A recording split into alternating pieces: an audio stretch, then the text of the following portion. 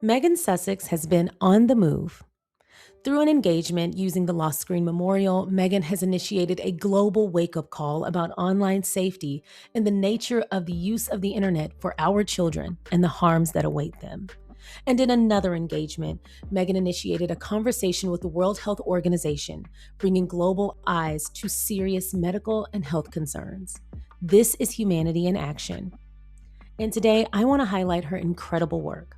So let's get started.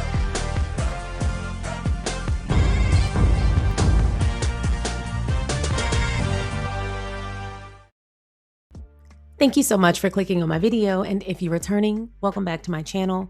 Today, we're going to talk about Meghan Sussex's most recent engagements. Now, these updates are coming to us directly from Sussex.com, and both links are linked in the description box below under sources. Before we get started, if you haven't already, please don't forget to like this video, subscribe to the channel, and feel free to share so that more people can find us. Once again, this update is on Sussex.com and it's titled A Global Wake-Up Call. The Lost Screen Memorial arrives at WHA 79. This week in Geneva, the Lost Screen Memorial was installed alongside the 79th World Health Assembly, bringing the urgent realities of online harm into one of the world's most consequential spaces for global public health and policymaking. Presented in partnership with the World Health Organization, the memorial stands steps from the Palais des Nations, I apologize if I did not pronounce that correctly, where health ministers from 194 member states are convening to shape international health priorities and policies. Positioned beneath the iconic Broken Chair Monument, the Lost Screen Memorial serves as both a tribute to children lost to online harm and a call for coordinated global action to make digital spaces safe by design. The installation marks a significant moment in the growing international movement to recognize child online safety as a public health issue, one that parents should not bear responsibility for fixing, and a matter of technology designed at odds with the well-being, mental health, and safety of children and families worldwide. At the opening, the Duchess of Sussex spoke about the importance of transforming awareness into accountability and collective action.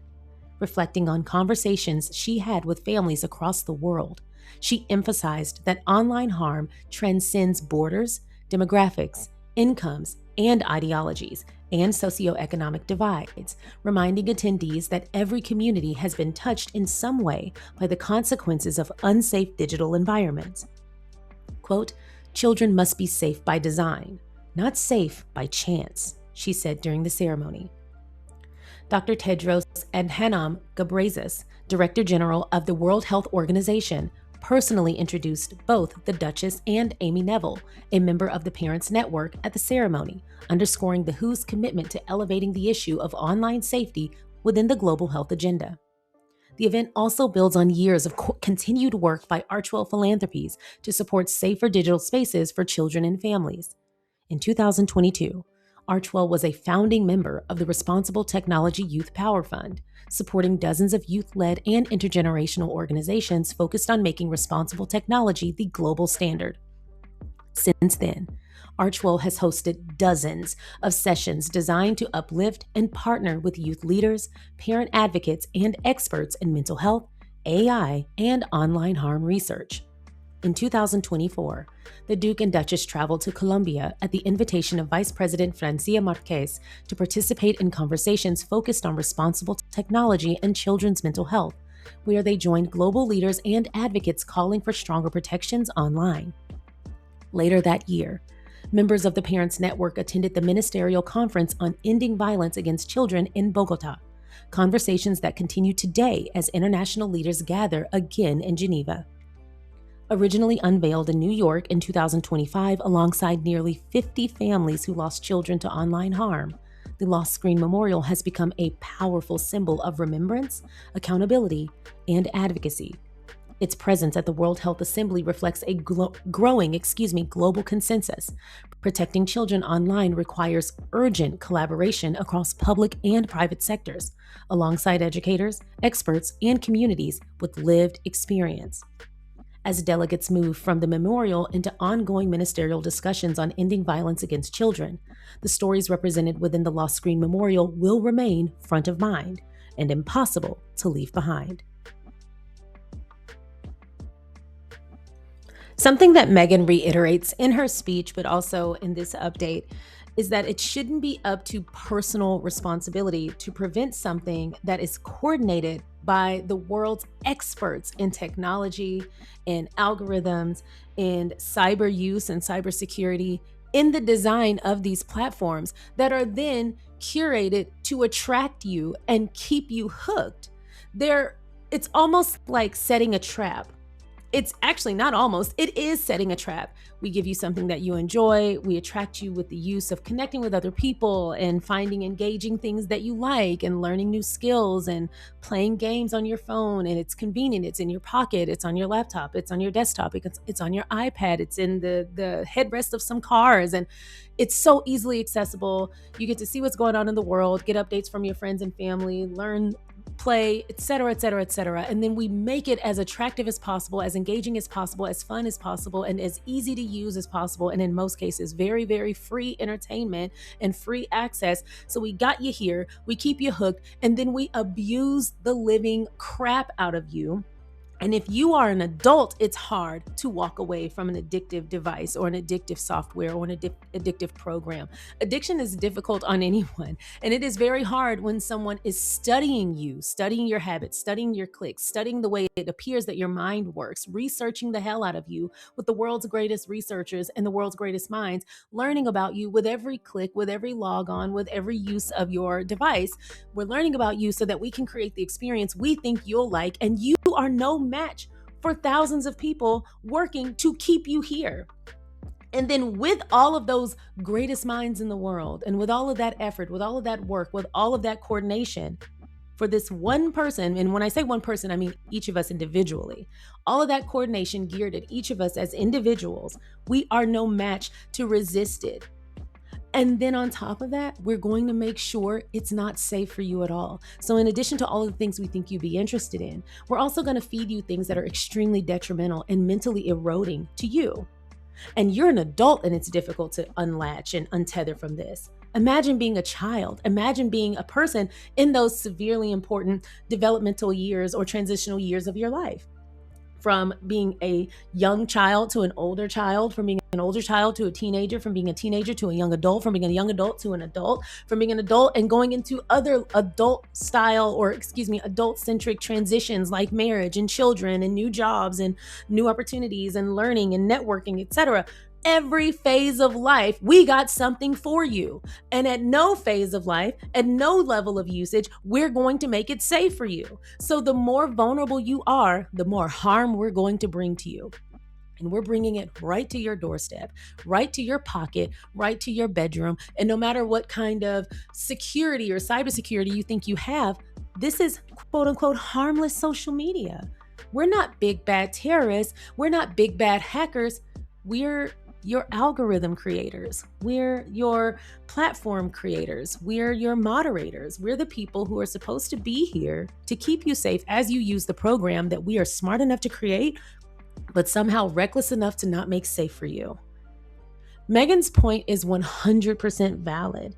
The Lost Screen Memorial is such a stark reminder of what is at stake: human lives. And sometimes people say, oh, it's so sad they were so young, but the loss of life, especially due to something as negligent as just simply not creating safer protocols for a program you were creating anyway. You could literally integrate them from the onset. And like I said, this isn't a foreign concept. AOL used to do a great job of keeping children and adults separated on their use, within their use of the early generations of AOL. Now, they weren't perfect. But as we learned how the internet works and we learned the weight of having access to strangers in our homes, in our living rooms, in our bedrooms, etc., we were able to become more informed and put up safety protocols, offer best use practices, and etc. But at the time, if your parents set up your account, you had a child-only account that required supervision and required permission to access certain websites. My mom used to get a rundown of everything I did on the internet. And even then, because computers were so expensive at the time and they weren't on our phones and on our devices in our pockets, we didn't have nobody's iPad, child. We had a handheld phone and it was often tethered to the wall. Gen Z, Gen Alpha, I know that is probably shocking as hell, but the phone had to stay in the house. and we had to go outside if the sun was up, and we came in when the street lights came on. Mosquito ridden and bitten and having fun, tired and slept good as hell. We didn't need any melatonin. We had the sun. But we also had an ozone layer. So you know what? Times change. But the point that I'm making is back then, computers were expensive as hell. We had the big fat back computers, the Macintosh, and it was only enough. We only had enough money for one. And even then, we were on a payment plan. And it had to be in a family-centered room in the house. Ours was in our dining room, which faced our kitchen, and the screen had to face our kitchen, and I could only use it when my mom was awake. And even then, she still went through and looked at everything I did the day before. I was not allowed to erase my history. I was not allowed to erase cookies and cash. My mom looked at everything, every saved password, everything. And even then, she made me change my password like every 2 months, just because she just wanted to be on top of it. She made me change my password every 2 months. She had to approve the password and make sure that if I change anything, I shared it with her. And I'm sharing this because that is a lot of personal effort, but it was also met with effort by the designers. Because even then, when I logged on with my child email that my mom set up through my account, even then, I only had access to certain things. And if you tried to access something that was restricted, it would make a loud and it scared you. It was loud as hell. I also wasn't allowed to mute my speakers. There was zero privacy on the computer. And every day I'm grateful for my mom's due diligence. But I'm also grateful that the programs I was using were also safer by design. I had very limited access. I remember one time I was watching the movie Bad Boys with Will Smith and Martin Lawrence. I love that series. One of my favorite series in the world. But I was watching Bad Boys and I wanted to learn more about the movie. And my mom was like, they might have a website. And this was like, oh, maybe. Now every movie that comes out gets an Instagram, it gets a Facebook, it gets a Threads, it gets an X account, it gets everything. But back then, it might have a website, it might not. And so we came back from seeing the movie and my mom was like, check and see if they have a website. We might learn more about the movie. So I, not knowing much about the internet at the time, this is the 90s, I looked up badboys.com. So I don't know what it is now, because what I saw when I Googled that, or not Googled, when I put that into my web browser, what I saw that came up scared the shit out of me. My mom was standing there and she said, oh, hell no. And she rolls me back in the computer chair and puts her body in front of the screen and grabs the mouse and was like, well, get out of this shit. It was Bad Boys, all right. And listen, that was able to sneak past protocols and all of these safety measures because neither of us considered that Bad Boys might have already been a domain that was claimed. And I think it ended up being like Bad Boys movie or Bad Boys like Michael Bay or something. I can't remember, but we ended up finding out what it was later. My mom was like, let me research this and I'm gonna come back to you with it. You don't search this anymore. But it was so graphic. Now, I don't know what that is now, but at the time it was PORN. Do with that what you will. But I say that to say, even back then, when the internet and pseudo social media use was just taking off with chat rooms and things like that, there were still restrictions. Even when I would chat as a child, every single chat room on AOL for kids at that time had an adult moderator. And their information was on the side. So if you felt unsafe, if you felt uncomfortable, you could you could IM the moderator and they would intervene. And oftentimes they didn't need you to intervene. I've told the story before. One of the things that we would do when we first start chatting with people is ask like, how old are you? Where do you live? What are your hobbies? What is your race? What kind of music do you like? We would just ask to gather information. And one time I asked someone what was their race, and the moderator was like, it doesn't matter. If you want to connect with someone, that's fine, but we don't want to have racial divides and divide by racial lines. Everyone here is a kid and everyone here is engaging to have fun. And it was just one of the questions we all asked, but it was a moment for me to be like, yeah, why does that matter to me? At least at that time. Now, of course, we want to group up with people who share like experiences and we can offer each other mutual support and things like that. But in a general chat room, there really isn't a reason to know that. And the moderator was on top of it. She wanted to make sure, or he, whatever it was, wanted to make sure that no, we're not going to start mistreating each other or start categorizing and things like that. If you want to go into a specific type of chat room, there are categories on your left, select the one you want. And there was one for Black kids. And so I went in there too. So I share that to say, being a millennial born in the 7 of 1980, I have learned that I have been able to see and observe the evolution of social media use, the evolution of the internet, the dependency of the internet or dependency on the internet increase. I remember we would go months sometimes without ever using the computer or the internet. And when we did, it was like a thing, like, oh, I was on the web last night. Like it was a thing. And so I say that to say, while times change, things evolve, and the more technology evolves and advances in order to serve us, the more we should be more concerned about the safety. I don't think anything should be introduced to the public space without going through several safety protocols. There should be a third party regulator. There should be several third party regulators to regulate the third parties as well. Anything that the public has access to, especially freedom of use in your home and everywhere else, anything that is that accessible to the public should absolutely be regulated. We should be protected. And a lot of times I know people say, oh, our personal freedoms. Yeah, but sometimes we got to be protected from ourselves. Our personal freedoms are important, but we have everything in moderation. I don't have a whole bunch of chemicals under my sink with no labels on them. I know how to use every one of those bad boys because there's instructions on the back and there's information on the back. And I know to keep them away from my pets. I know to put them up high when I have children come over. I know to put locks on my cabinets where those are present because I understand the risks, because the experts prepared me. Imagine if we didn't have warning labels. And there was a time, for those of you who are Gen X and boomers, y'all can probably attest to this. There was a time where a lot of the things that we have every day in our homes didn't have warning labels. There was a time music didn't have warning labels. Could you imagine putting on WAP in the car with your kids because you see two women, beautiful women with colorful clothes on, and you're like, this looks like a good kid tune, and you put it on and you listen to WAP with a 5-year-old in the back?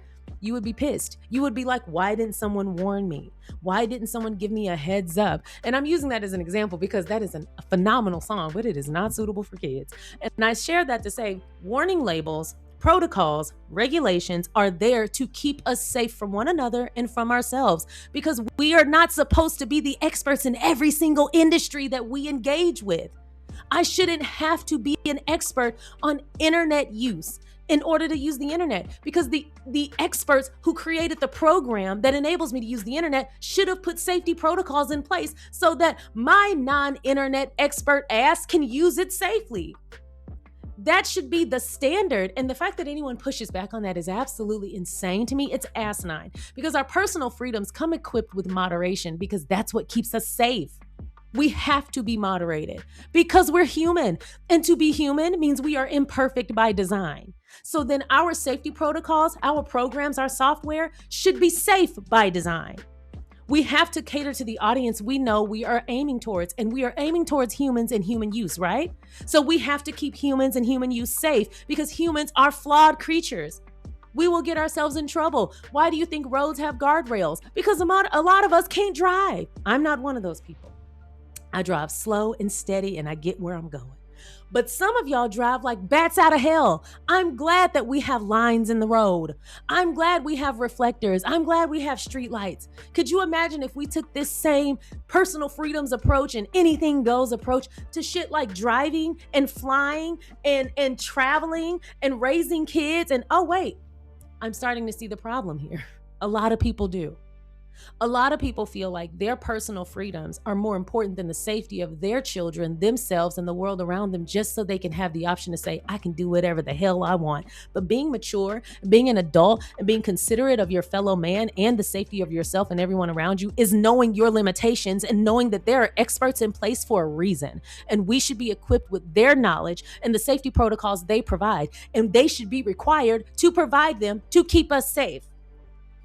I don't want to get on a soapbox, but it's crazy to me that people argue with not having a third-party regulator for the internet, not having more protocols for the internet, not having requirements for developing and introducing software into the public zeitgeist. We should have restrictions because humans are flawed, and not just flawed, but a lot of you motherfuckers are nefarious. There are a lot of nefarious humans who will exploit anything they have access to, especially free things that have public, that give them access to the public. They'll exploit them to abuse. Why do you think you can't buy certain materials and certain technology at the same time? Because we know what certain things go together to make bombs. We know what certain things go together to make anthrax. We know what certain things go together to make poison. So when you purchase certain things in your cart, there are cashiers and people in place and loss prevention and all kind of people looking at surveillance that says, whoa, why are you buying that combo of products? Because some people are nefarious and you could be planning a public harm. I'll be careful with my words. You could be planning harm. The same approach that people take to, we should be able to do what we want on the internet and we shouldn't have restrictions, are the same people who say we should be able to have guns with no restrictions. When in fact, they argue a point that is never made when it comes to gun control. People who are advocates of gun control and gun safety laws are never saying no one should have guns. That's literally never been the argument.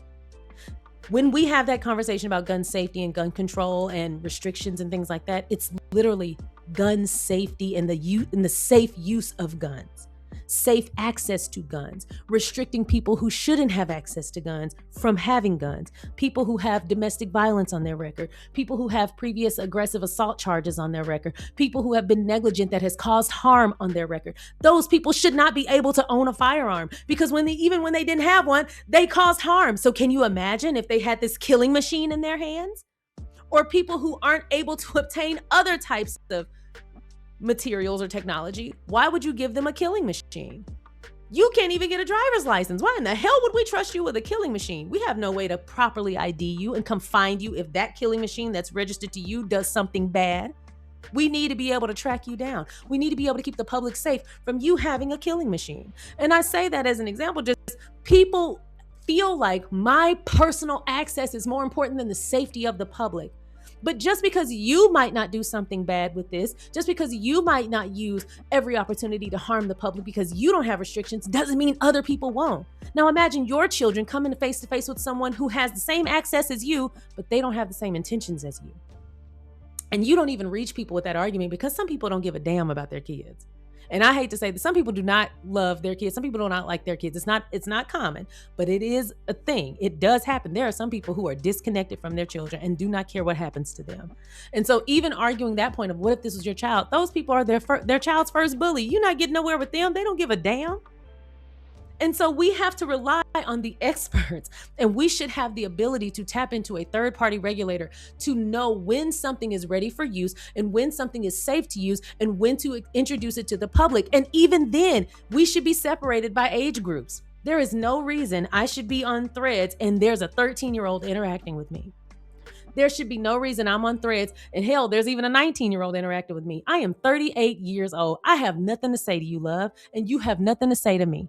We should not even be in the same stratosphere unless we are related. And even then, I'm not going to be talking to you on social media. If you are young and you are a child and you are a minor, I should only know you in real life. And even then, I'm not going to be talking to you on social media. We should be separated by a number of categories to keep everyone safe, but also convenience. Have you ever been online and you happen to realize, like, how the hell did I get on this side of the internet with all these youngins? I don't want to see this. I'm supposed to be hanging with your parents. Nobody wants that. And then we can even get into the IQ test of it all because, child, some people shouldn't have the internet. They need to have a book and a tutor. Anyway, I've said all that to say, and we went around the world and back again. We're back, Meghan, to your original point. The internet should be safe to use. And before the public is given access, before algorithms are introduced to programs and then given the ability to access by regular schmegular people who are not experts in IT or technology, before the public has access to something, especially children, this should have to pass through several layers of security and self-checks and expert checks and protocol checks, and it should meet a certain standard. Hell, we grade restaurants in some states in the United States, which I think should be a national practice, but we grade restaurants so that people are aware of how this restaurant operates at a glance. The fact that we don't do that for websites is crazy. There should absolutely be several third-party regulators that grade websites for safety of use based on age. Anyway, this is a conversation that could go on for a very long time, but it does frustrate me that people put their own personal freedoms and access to things like leisure programs and software. And now I'm not talking about, oh, I should have 10 rounds of security checks when I enter into my own MyChart or my own QuickBooks or my own email. No, what you have access to privately, you should be able to determine how safe it is to get into that. But for things that are free to use, like social media, that have public access and put us all in the big melting pot together, there should absolutely be protocols and there should absolutely be categories, and we should all not be intermingling with one another all the time. We should all be not isolated, but we should be grouped together based on what is safest for every user. Because I can assure you, I have nieces and nephews who have Instagrams, despite my personal feelings about it. I have nieces and nephews who are older. Some of them are in their 20s, some of them are in their teens, some of them are younger than that with Instagrams and Facebooks. And even then, I'm just like, there is no reason I should be seeing your stuff on my feed when I don't follow you. But the algorithm is pushing you towards me because we have mutual friends, because we live in the same area, because we have similar likes, and they probably have picked up on, oh, these people are connected in some way in real life. Let's see if they want to connect on social media. But I don't want to connect with my 10-year-old nephew on social media. I can call him on the telephone. I can go pick him up and take him to the park. We don't need to be on social media together. And he shouldn't be getting pushed towards an adult, because at the end of the day, no matter how smart the algorithm is, it can only assume so much. What if I'm not related to him? And they just pushed my 10-year-old nephew stuff to a 38-year-old grown-ass woman. Why would I want to connect with him on social media? What if I didn't know him in real life, for real, for real? So I'm using that as an example to say these programs are imperfect and they should be much, much safer by design, at least before they are introduced to the public. And the result of not taking that very small extra step that we used to at least attempt to take is the loss of life. How sad. And it's so, so preventable. Anyway, you guys let me know your thoughts in the comment section below. And I want to give another highlight give a special highlight to Meghan's full speech. So let's watch that. Evening. And thank you, Dr. Tedros, not simply for your leadership at the World Health Organization, but for your clarity in recognizing that this is not simply a technology issue. It is a public health issue and a human one. Behind us stands the Lost Screen Memorial. Not statistics, not avatars, not data points, children. Each name belonged to a child who was loved beyond measure. A child whose laughter once filled a kitchen, whose shoes once waited by a front door, whose future once felt limitless. And now their faces ask the world questions we can no longer avoid. How many more millions of children will be harmed by products that, while innovative, are still designed without sufficient safeguards? And when will children be able to enjoy the extraordinary potential of technology without it compromising their well-being? For too long, we've accepted a dangerous bargain that modern connection must come at the cost of the innocence of childhood, that innovation excuses injury, and that speed matters more than safety.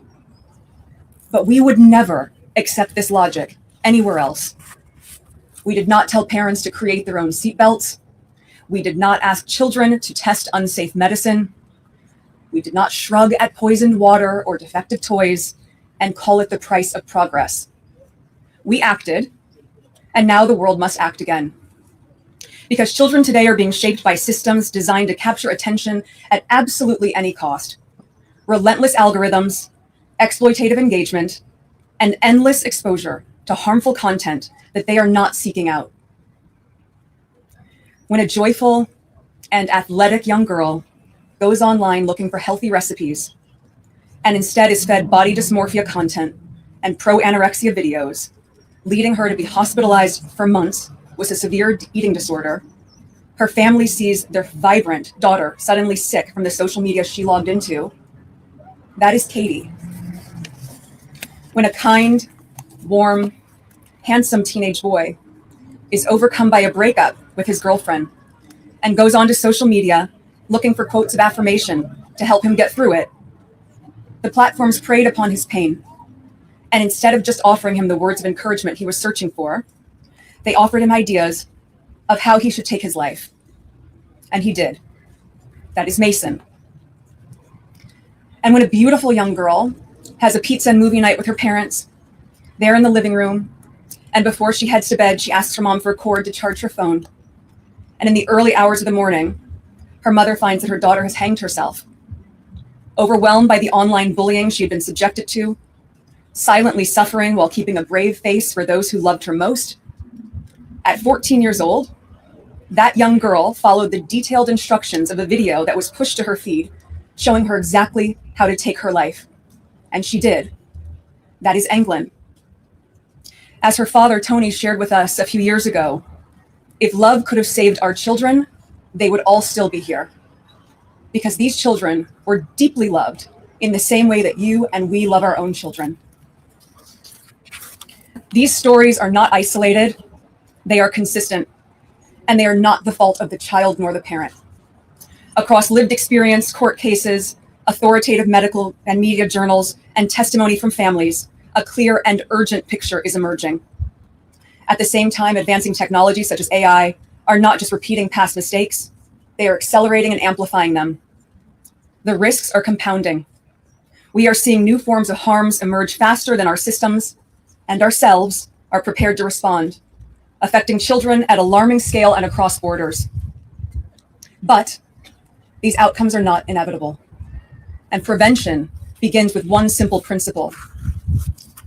Children must be saved by design, not saved by chance. Because danger now travels globally, instantly, invisibly, and intimately. And our protections must do the same. And as technology advances at extraordinary speed, we cannot simply stand by waiting for the damage to catch up with us. This is why brave parents, such as Amy Neville, here with us today, are turning unimaginable grief into action. Amy lost her 14-year-old son, Alexander, a child targeted through a platform engineered for engagement, not for protection. And she'll be sharing her story with you shortly. Today, she is here not only as a mother, but as an advocate and an activist, working to ensure that no other family has to experience the same loss. Her voice and the voices of so many others remind us of what is at stake. Children are no longer just participants in digital spaces. They are too often the product. Because when they tick the box and they sign the terms and conditions, they don't realize that they may actually be signing away their life. Because the small print didn't spell out that it was going to prey upon their vulnerabilities and drive them to content they weren't looking for to keep them engaged for as long as possible. They didn't know that the platforms valued profit over people. And yet, when we've seen this in other sectors, we did not accept it. We would never accept a food system that knowingly exposed children to harm. We should not accept a digital one either. This moment demands more than concern. It demands courage. The courage to regulate where regulation is needed, the courage to demand transparency where secrecy has enabled harm, and the courage to say clearly and collectively, our children are not products. They are not experiments, and they are not expendable. The decisions made in places such as the World Health Assembly transcend far beyond these next few days. They ripple outward into schools, into homes, into hospitals, and into childhoods across the globe. So we must ask ourselves, will we look back at this moment as one where through collective action, the design of technology shifted towards safety, dignity, and well-being? Or will we accept more names being added to memorials like this? Because if an adult is barely able to survive the bullying and predation of the online world and the dangers that these platforms bring, how is a child? Let this not only be a moment to reflect, as Dr. Tedros said, let it be a mandate for action. So speak up. Demand better from the platforms shaping our children's lives. Be an example in your own social media use of how to be intentional in every moment that you like, that you comment, that you post, that you share. Hold your community to the same standard. Support laws and leaders committed to child safety by design, transparency, and accountability online. Write to your elected officials. Ask what they are doing to protect children in digital spaces. And join the parents, campaigners, health experts, and young people around the world calling for global standards that put child well-being before algorithmic profit. Because when enough voices refuse to accept harm as the cost of connection, change becomes inevitable. One day, generations from now, children will look back at this era with absolute disbelief that adults once allowed digital spaces to exist without basic protections for young people. But let's do something now so that they will also look back and see that during this increasingly polarized time, where people can barely agree on basic facts, that beyond politics or party lines, beyond demographics, incomes, or ideologies, beyond race or religion, we could all universally agree on one thing. We want our children to be safe. Let our children look back at this moment and let them feel proud of us, that we chose something better for them and for us all. Thank you. For our next update, it's titled A Shared Responsibility: Conversations at the World Health Organization. Before I even get started, Meghan and this lavender is a vision. Yes, ma'am. This week, Archewell Philanthropies partnered with the World Health Organization to host a series of conversations where Meghan, Duchess of Sussex, spoke with global leaders, advocates, and young people focused on advancing the health, safety, and well-being of communities around the world. Across each exchange, a clear through line emerged. While the challenges facing young people today are increasingly complex, there is also a growing clarity around solutions and a shared responsibility to act on them. This was especially evident during meetings focused on protecting women and girls online and on proactive solutions to online violence. One outcome of the day's meetings was a collective commitment to use evidence to drive accountability. Daniela Liguero of Together for Girls, who participated in meetings, shared insights from the newly launched 2026 Out of the Shadows Index, a global effort to assess and score how governments address violence against children. That is genius. The findings point to persistent gaps in protections and prevention and highlight how technology is changing how violence against women and children spreads and scales online. The startling statistics shared in the Out of the Shadows Index emphasize the need for governments and industry to act with urgency to build safer digital spaces for girls and young people. A further takeaway from the day's meeting emphasized the importance of having young people at the table. In a meeting with youth advocate Brianna Marinas, alongside adult child safety experts and funders, participants emphasized the importance of young people in decision-making rooms, not only for the future of young people, but for the future of everyone. This echoes Archewell Philanthropies' founding investment in the Responsible Technology Youth Power Fund, which specifically supports youth-led and intergenerational-led organizations focused on responsible technology initiatives. Brianna's work to end violence against children and the work of all our young Responsible Tech Youth Power Fund founders make one thing clear. When we find ourselves in rooms with young people at the table, the work itself becomes stronger, more responsive, more informed, and better equipped to meet the realities of the present moment. One of our grantees from the Responsible Youth Tech Power Fund, Sade, joined us in the evening for the Lost Screen Memorial event before heading to her own World Health Assembly event later in the week. Emphasis on policy interventions that meet the moment was highlighted in a meeting with Brazil's Minister of Health, Dr. Alexandre Padilla.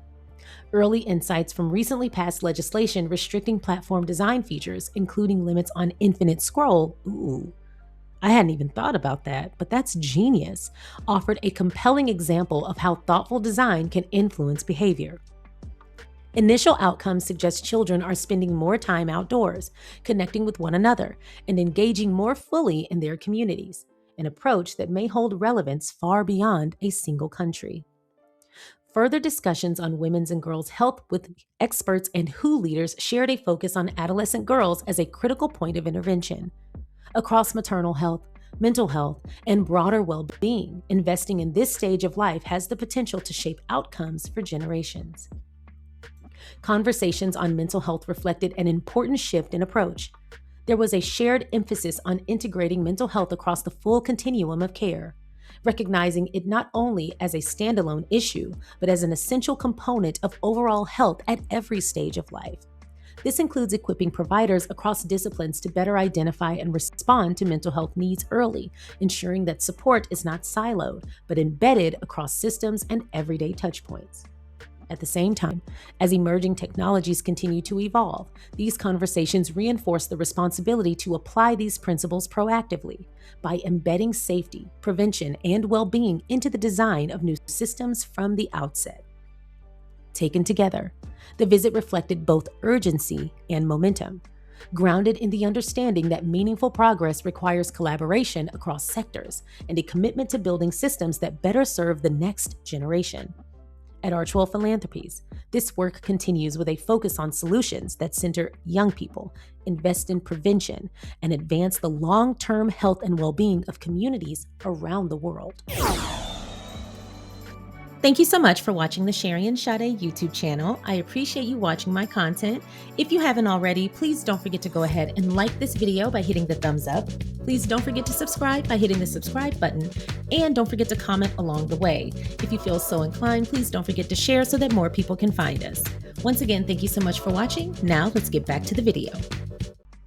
Another extremely important facet of these engagements, in addition to the incredible information that Meghan is making accessible globally, is the fact that little Princess Lilibet Diana helped her mother pick out her outfits. Meghan uploaded this post to Instagram showing Princess Lilibet Diana helping her pick out outfits for these engagements, and I thought this was so cute. No matter the work that Meghan is doing, she will always include her family because they come first and foremost. I think that is beautiful. And I think it's also a great example of how she, as a mom, a wife, a businesswoman, a philanthropist, all of these incredible things and all of these incredible hats that she wears, how she manages to blend them all seamlessly without getting overwhelmed. It's just part of the package. And I thought it was great that she included her daughter. I'm pretty sure this is going to be one of those core memories that her daughter has, thinking of all of the incredible things that her mom goes out into the world and does, and she got to be part of it even as a kid. I'm sure that'll serve as inspiration as she embarks on her own important journey later in life. So that is all I have for y'all today. I hope you enjoyed today's video. I apologize for going a little longer than I planned, but I do get passionate about the safety of the world and the things that Archewell Philanthropies brings to the forefront to discuss, and the initiatives that they champion are very important and they impact us in so many ways. I wish more celebrities, public figures, and people in government and positions of power, particularly policymakers, would consider these things and our safety first before they decide to line their pockets. But that's a conversation for another day.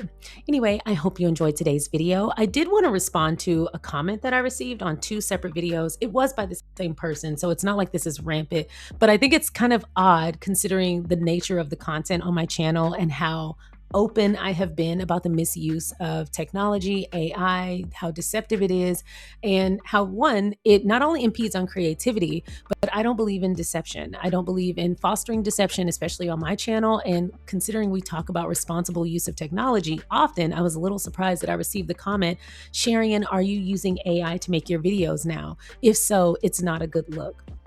I was a little surprised to see that. You don't have to like my content. And if you feel like my content is not a good look, then I highly recommend you tap into a number of the hundreds of now positive Sussex Squad channels that we have. It's not a competition. This is a community. If you don't like my content, please feel free to find the Sussex friendly content you like. There will be something or someone providing it the way you want to see it. And even if you do like other people and you also like me, it's not a competition. There is enough content, enough topics, enough creators for all of us to engage together. It is not a competition. If you watch other channels more than mine or less than mine or what have you, as long as you're getting the content you want, that's all I want for you. And being that I have 32,000, I think 700 subscribers now, I could not be more validated on this platform because this was really just for me to be able to share my opinions. And I've always said I had 80 subscribers the first year of my channel. And I posted faithfully to my 80 strong, and we had a good ass time. So 81 and beyond is just extra. So I appreciate everyone who takes the time to come and watch my content. And if they find that they've fallen out of love with me or my content or my style and the evolution of the channel, whatever, I give you my blessing to go enjoy life without it. Because there's so many creators, not even just Sussex channels, but just YouTube has a lot of excellent creators. I follow like 1,000 people myself. Like, I was literally just binging Make That Magic, Mally Peace, Ola Raimi, Kenny JD, and y'all know I love that. First of all, I have a lot of channels that I love, but my favorite YouTube channel, I would have to say, oh, that's kind of hard. That's actually a really hard one. But I would have to say it's Prim's Hood Cinema. That's the one that I spend the most time on. Between Prim's Hood Cinema, Make That Magic, and Mally Peace, those are the ones that dominate my watch time. I'm always watching them. Right now, I've been watching something called CZ's World. And is it Young BF? There's a bunch. Anyway, I love a lot of different channels, not just Sussex friendly channels. Although I try to watch as many Sussex friendly channels as I can. I like to have them on in the background. I have them on my TVs, on my phone, and I love to support them as much as I can. I'll usually watch each creator's video, at least 2 or 3 videos a week, and I'll watch that video over and over and over again and kind of drive up their views. But also, I don't want to miss anything. And I get distracted easily. So I try to go back to make sure I didn't miss anything. And so, listen, you don't have to like my content. That's on you. And I wish you well. If you don't have to announce on your way out, but hey, do you, babe? But also, to assume that I'm making AI content, especially with the nature of the content that I make, is crazy. I said, now this was just lazy insults. You just wanted to insult me. Now you can say I'm trash. You can say my content trash. You can say I have an old greasy granny with a hole in her panty. Those things, okay, you're entitled to that. But the moment you accuse me of using AI to make my videos, I will stomp you out. Because wait a minute now, somebody hold me back, because that pissed me off for real. I said, wait a minute. I'm not the best creator. I'm still getting good or getting better at editing. And every time I learn a new trick, I'll use it to death and then I'll move on to something else. Y'all probably have noticed. You'll be like, damn, she really loved that transition style. That little circle is really dominating her content. But as soon as I learn something new, I rush to put it in a video and I'll practice and practice until I get better. I'm nowhere near the best creator on this app and not even top 20. I just do it for fun and I want to get better, but it's not a priority for me. The priority for me is to have my voice heard and connect with you guys as a community. But accusing me of using AI for my non-professional ass videos, now that was not only ignorant, but it was insulting, because if I was using AI, my shit would be a whole lot more seamless. Now don't insult AI like that. And I don't even like AI, but don't you dare. Anyway, I had to address that.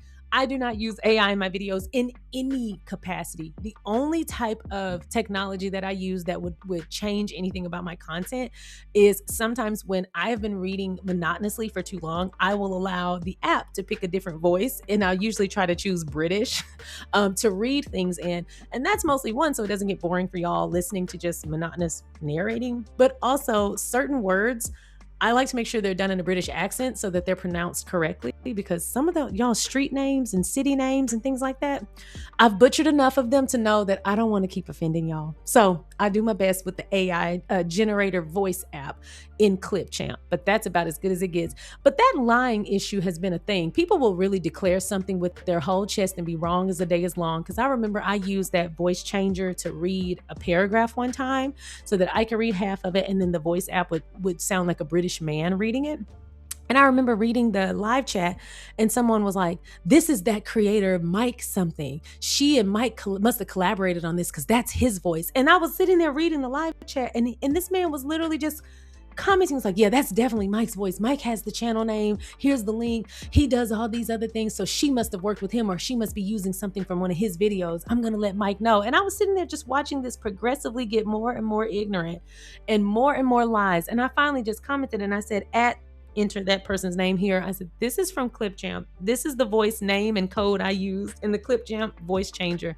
I don't even know this Mike person, but please ask before you make a declaration like that. That is a damn lie, and you are a damn liar. And I wasn't trying to be rude, but I was like, I can take a lot, but do not lie on me. So if you have a question about my content or even a suggestion, by all means, use your time wisely. This is a hobby for me and something I take seriously, but it is just not a priority for me to become the best editor in the world. I do my best and I'm gonna give my best, and that will improve over time, but it is not a hot thing for me right now.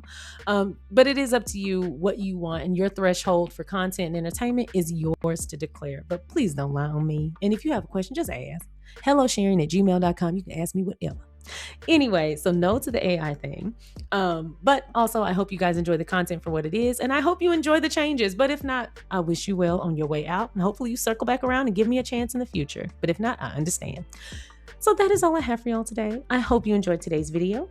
If you haven't already, please don't forget to go ahead and like this video, subscribe to the channel, and feel free to share so that more people can find us. I'm slowly getting my voice back, so it's been nice to talk for a lot longer today, and I look forward to publishing another video again tomorrow, now that I'm no longer sick, sneezing, coughing, and sounding a mess.